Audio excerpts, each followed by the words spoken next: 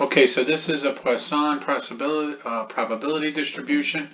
And what a Poisson probability distribution is, we're looking for the number of occurrences in an interval of time and the probability of having these occurrences in the interval. So the formula again is actually a little more simple than I thought the binomial. It's a function of how many occurrences we're going to have within a specific interval times the mean raised to that number multiplied by the exponent, Euler's number, 2.71828. If you recall, we used Euler's number when we were trying to find continuous compounding. So since Euler's number comes into play whenever we do anything continuously, this is probably why these mathematical geniuses use it here. Because this is a continuous function, right? It's over time. How many occurrences would I have over time? So, and then we raise that to the negative mean of the occurrences in the interval over x factorial. Okay, so that's a lot of fancy math again.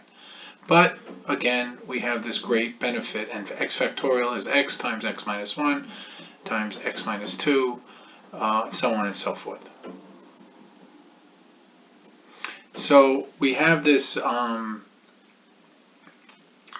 one benefit we do have is we have the benefit of modern technology. So if we want the arrivals at an emergency room, so emergency room gets 10 people at a large hospital in a 15-minute period of time on a weekday mornings, they get 10 visits, 10 emergencies.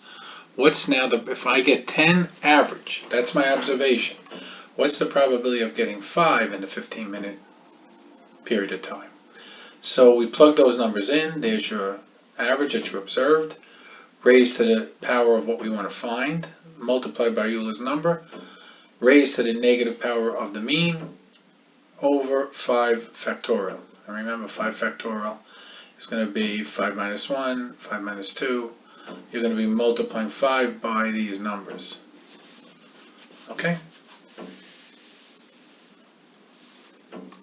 So basically that's what you're going to be doing, right? But you're not going to do it by hand. But in this case it was 1, so 1, it was going to be, it's going to be 5 times 5 minus 1, 5 times 5 minus 2, and so on and so forth, okay?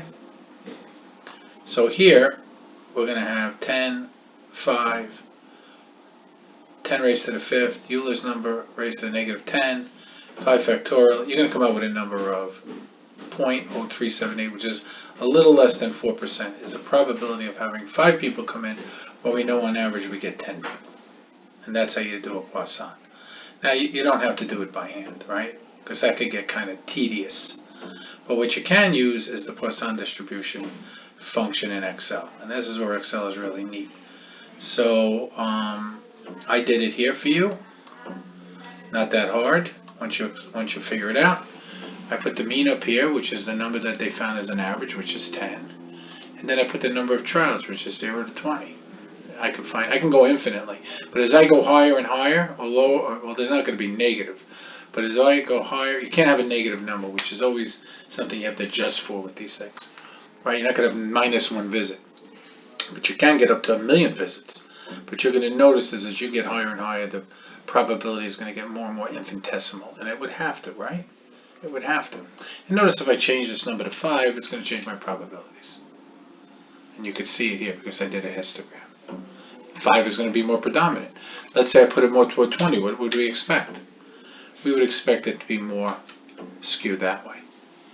Because if I see an average of 20, well then 20 is going to be the better number. It's going to be the more probable number. If I leave it in the middle, and that's kind of neat the way I could show that to you. Okay, so you see how it's the distribution is always going to be skewed toward the mean, because the mean is going to tell me what I should expect. So if I'm getting something I shouldn't expect, obviously, based on my prognostication, I'm going to have a lower probability. And then if I put this is for each particular occurrence, it would be true. It would be false. I'm sorry. It would be false on the Excel spreadsheet. These are the true ones. And that's the cumulative probability. So if I was to graph that, you would see it would just show you the cumulative probability.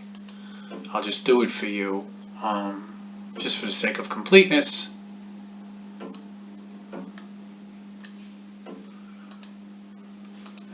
numbers, it's going to skew up because it's going to go to 1. It's always going to look like that. It's only going to be a function of how I grow to 1. Okay, and notice once I hit this number around here, which is the average, I kind of level off. So it's a good way to visualize your data. But that's what a Poisson does for us. Once again, what does a Poisson do for me? If I have an interval of time, space, it tells me the probability of getting so many successes or failures within that space. Okay, the probability of customers visiting my store in an hour, the probability of blinking my eyes in 2 minutes, all those things could be done with Poisson. Alright, thank you. This is another series for one class, but obviously applicable to any probability.